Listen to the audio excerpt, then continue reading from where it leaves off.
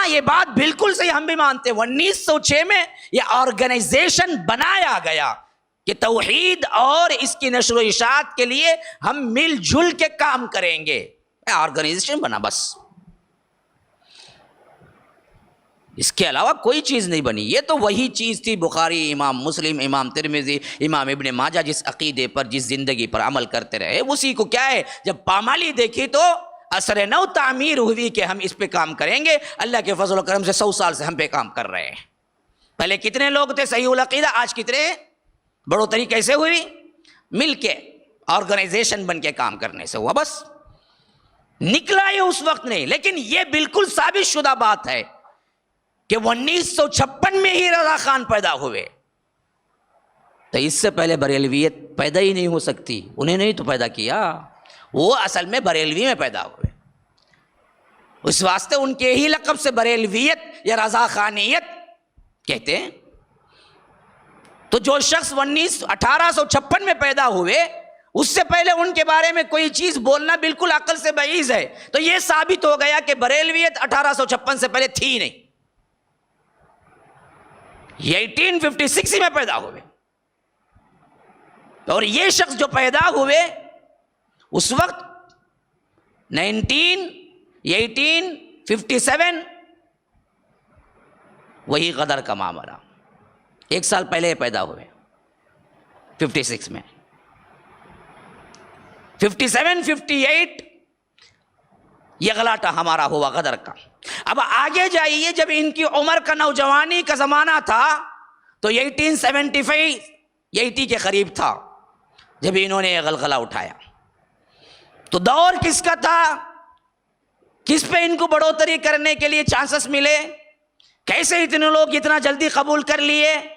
یہ سب فساد انگریز کا پیچھے ہاتھ پورا رہا، سمجھ لو اچھی طرح۔ آزادی میں کوئی حصہ بڑا نہیں مل رہا، یہ مل رہا کہ انہوں نے کیا ہے فتوی بازی میں بہت آگے گئے، ہر ایک کو کافر کہا، جو بھی بریلوی نہیں ہے ان سب کو کفر کا فتویٰ لگایا۔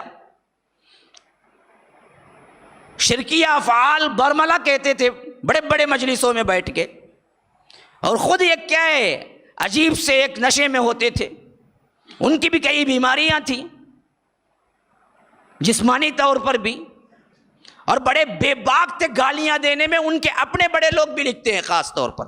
ہمارے حضرت اس معاملے میں بہت آگے تھے، منہ کھولتے تھے تو سبحان اللہ الحمدللہ بہت پڑھتے تھے۔ ہاں یہ میرا نہیں، ان کا اپنا اعتراف ہے، گالیوں میں بہت ماہر تھے، سوال کے جواب گالیوں سے شروع کرتے تھے۔ اور انہوں نے یہ اصل میں یہ چلا چھٹی پنجا پلا فلاں جتنے چیزوں کو جوڑا ہے، ایک بریلویت کا نام دینے کی نشانی دی نا، وہ یہی تھے۔ یہ پورے 100 سالہ طور پر پیدا ہونے والے بدعات ہیں، مرے تو فاتحہ، جیے تو فاتحہ، اٹھا تو فاتحہ، شادی ہوئی تو فاتحہ، کیا ہے ہاسپٹل گیا تو فاتحہ، قبرستان گیا تو، یہ جتنے فاتحہ کے رواج ہوئے یہ 1856 کے بعد ہیں، اس سے پہلے کوئی نہیں تھا۔ تو یہ کیسے سنت بنی؟ جشن میلاد النبی یہ کیسے سنت بنی؟ دھوم دھام سے منانے کا فیصلہ ان کا اپنا تھا، اور باپ نے رکھا تھا احمد رضا خان، تقی علی خان ان کے باپ کا نام شاید آتا ہے، ان کا نام تھا احمد رضا۔ انہوں نے کہا کہ میں اللہ کے رسول سے اتنی محبت کرتا ہوں، مجھے احمد رضا کا نام نہیں چاہیے، عبد المصطفیٰ ہوں میں، ہمیشہ عبد المصطفیٰ لکھتے تھے، مصطفیٰ کا بندہ۔ اپنے نام کو تبدیل کر دیا، باپ کے نام کو پسند نہیں کیا، کہا کہ میرا نام عبد المصطفیٰ ہے۔